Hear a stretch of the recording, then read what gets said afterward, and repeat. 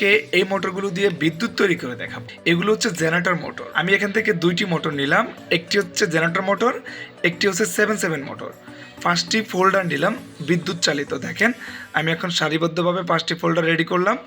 2 মোটরের মাঝখানে হচ্ছে জয়েন। এখন একটি ব্যাটারি নিচ্ছি, কারণ হচ্ছে আমি এখন বিদ্যুতের একটি লাইট নেব। এই লাইটটি আদৌ বিদ্যুতের কিনা তা চেক করার জন্য আমি এখন লাইটটি ফোল্ডারের মাধ্যমে আপনার কানেকশন করে নিলাম। এখন ব্যাটারির সাথে আমি লাইন দিয়ে দিচ্ছি আপনাদেরকে প্রমাণ দেখানোর জন্য যে এটি বিদ্যুতের লাইট, এটি ব্যাটারি দিয়ে চলবে না। দেখেন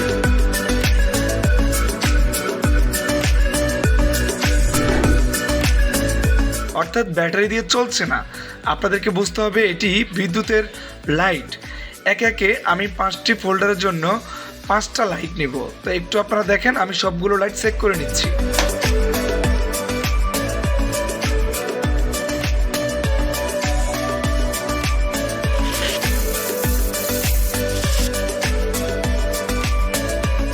অতএব 5টি লাইটের ভিতরে একটি লাইটও চলছে না, কারণ হচ্ছে এগুলো বিদ্যুতের লাইট।